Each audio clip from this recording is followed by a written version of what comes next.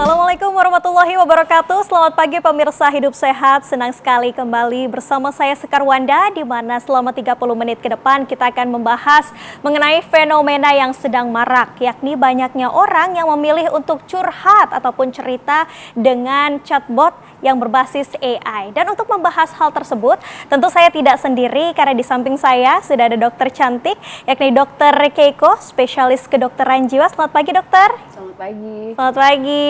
Dan pemirsa, jika Anda juga ingin bertanya kepada Dokter Keiko, Anda juga dapat mengajukan pertanyaan Anda di Instagram @hidupsehattv1. Nah, dokter, langsung saja nih, tanpa berlama-lama lagi, saya ingin tanya nih, apa sih sebenarnya yang menjadi alasan masyarakat ataupun banyaknya orang ini memilih untuk curhat dengan AI dibanding dengan manusia?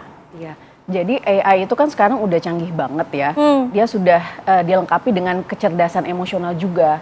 Jadi ketika merespons orang, dia bisa memahami emosi kita, bisa merespons dengan tepat, bisa berempati juga dengan kita. Jadi dia bisa semakin menyerupai manusia dalam merespons kita. Jadi itulah yang membuat seseorang kalau cerita dengan AI, dia merasa mendapatkan dukungan emosional, terus bisa jadi lama-lama dia punya kelekatan emosional juga sama AI ini gitu. Itulah yang bisa membuat seseorang merasa nyaman.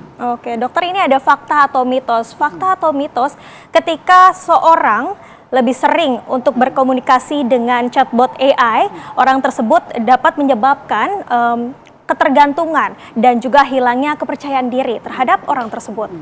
Oke, ini bisa jadi fakta ya, tapi perlu digarisbawahi ini nggak selalu terjadi, nggak pasti kalau misalnya kita pakai AI pasti ketergantungan itu enggak.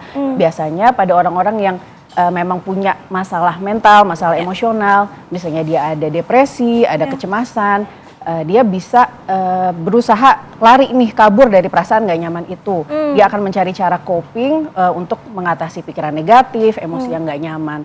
Sebenarnya sih fenomena ini mirip ya dengan ketergantungan narkoba misalnya atau ketergantungan internet. Tapi dalam hal ini itu bisa juga terjadi pada AI. Saya juga orang merasa misalnya kesepian, terus dia jadinya nggak ada orang yang bisa jadi teman dia memakai AI dan tadi bisa terjadi kelekatan atau attachment emosional sama AI seperti itu. Nah dokter, kalau misalnya orang tersebut mengikuti instruksi yang diberikan dari AI tersebut, apakah dapat berdampak buruk terhadap orang itu? Nah itu tergantung ya instruksinya apa. Kalau misalnya kita mengalami masalah mental, kita tanya ke AI, apa nih yang bisa saya lakukan? Terus AI menyarankan untuk cari bantuan profesional, tentu hal bagus ya. Dan ada juga AI itu kan luas ya, nggak cuma ChatGPT. Ada AI yang memang dikembangkan secara khusus untuk membantu orang-orang dengan masalah mental dan dikembangkannya oleh psikolog. Kalau itu tentu saran-sarannya baik ya, bisa kita ikuti. Tapi ada juga nih kasus-kasus ada anak perempuan umur 10 tahun nanya ke AI nih, dia lagi bosen.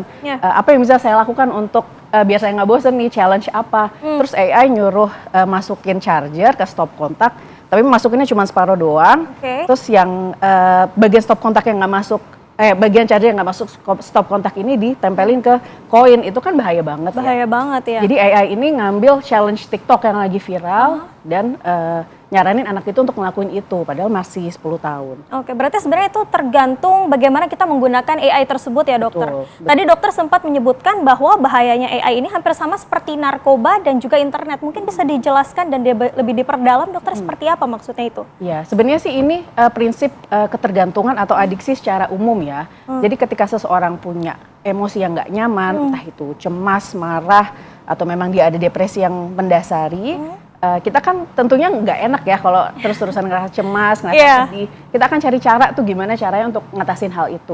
Kalau misalnya cara sehat, kita bisa olahraga, kita bisa sosialisasi sama orang lain.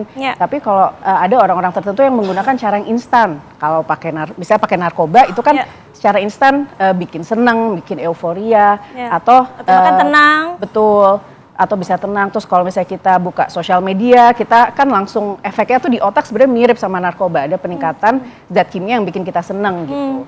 Nah, AI ini kita kan kalau nanya apapun dia akan jawab, dia ada kapanpun untuk kita. Fenomena ketergantungan ini juga bisa terjadi pada AI. Oke, nah dokter, ini menarik sekali pembahasannya, namun kita harus jeda terlebih dahulu. Dan pemirsa, usai jeda tetaplah bersama kami di Hidup Sehat.